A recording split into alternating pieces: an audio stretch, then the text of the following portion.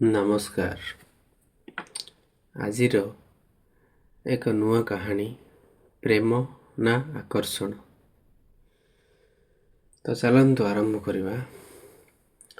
ଭୁବନେଶ୍ୱରର ସେହି ବ୍ୟସ୍ତବହୁଳ ଜୀବନ ଭିତରେ ଅରୁଣ ଓ ମାନସୀଙ୍କ ଦେଖା ହୋଇଥିଲା ଏକ କଫି ସପ୍ରେ। ମାନସୀ ଜଣେ ସ୍ୱାଧୀନମନା ଚିତ୍ରଶିଳ୍ପୀ ଏବଂ ଅରୁଣ ଜଣେ ଗମ୍ଭୀର ସ୍ୱଭାବର ସଫ୍ଟୱେର୍ ଇଞ୍ଜିନିୟର। ପ୍ରଥମ ଦେଖାରେ ସେମିତି କିଛି ଖାସ୍ ହୋଇନଥିଲା, କିନ୍ତୁ ସମୟକ୍ରମେ ସେମାନଙ୍କ ବନ୍ଧୁତା କେତେବେଳେ ପ୍ରେମର ରଙ୍ଗ ନେଇଥିଲା ସେମାନେ ନିଜେ ବି ଜାଣିପାରିନଥିଲେ। ଏକ ଶୀତୁଆ ସନ୍ଧ୍ୟାରେ ସେମାନେ ପୁରୀ ବେଳାଭୂମିର ଏକ ନିଛାଟିଆ କୋଣରେ ବସିଥିଲେ।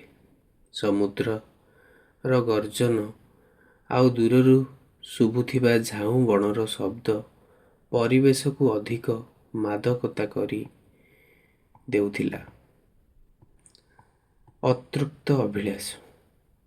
ଅରୁଣ ମାନସୀଙ୍କ ହାତକୁ ନିଜ ହାତ ମୁଠାରେ ଚାପି ଧରି କହିଲା, ମାନସୀ, ଜୀବନଟା ଏମିତି, ଏହି ଲହଡ଼ି ଭଳି, କେତେବେଳେ ଶାନ୍ତ ତ କେତେବେଳେ ଉତ୍ତାଳ।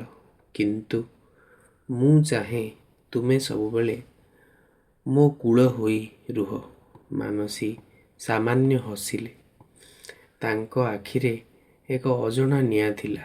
ସେ ଅରୁଣଙ୍କ କାନ୍ଧରେ ମୁଣ୍ଡ ରଖି କହିଲେ, ପ୍ରେମ କେବଳ ସାଥୀ ହୋଇ ଚାଲିବା ନୁହେଁ ଅରୁଣ। ପ୍ରେମ ହେଉଛି ପରସ୍ପରର ଆତ୍ମାକୁ ଛୁଇଁବା। ମୁଁ ତୁମ ଭିତରେ ନିଜକୁ ହଜାଇବାକୁ ଚାହେଁ। ସେହି ମୁହୂର୍ତ୍ତରେ ସମୟ ଯେମିତି ଅଟକିଗଲା। ଅରୁଣ ମାନସୀଙ୍କ ମୁହଁକୁ ନିଜ ଆଡ଼କୁ ବୁଲାଇ ଆଣିଲେ। ଜହ୍ନ ଆଲୁଅରେ ମାନସୀଙ୍କ ମୁହଁ ଆହୁରି ରହସ୍ୟମୟୀ ଜଣାପଡ଼ୁଥିଲା। ସେମାନଙ୍କ ନିଶ୍ୱାସର ଗତି ବଢ଼ିବାକୁ ଲାଗିଲା। ଅରୁଣଙ୍କ ଓଠ ମାନସୀଙ୍କ କପାଳରୁ ଆରମ୍ଭ କରି ଧୀରେ ଧୀରେ ତାଙ୍କ ଓଠ ନିକଟକୁ ଆସିଲା। ଏହା କେବଳ ଏକ ଶାରୀରିକ ଆକର୍ଷଣ ନଥିଲା, ବରଂ ଦୁଇଟି ଶୁଖିଲା ମନର ତୃଷ୍ଣା ଥିଲା। ସେହି ରାତିରେ ସମୁଦ୍ର କୂଳର ସେହି ଛୋଟ କଟେଜ୍ ଭିତରେ ସେମାନେ ଦୁନିଆର ସବୁ ବନ୍ଧନରୁ ମୁକ୍ତ ଥିଲେ।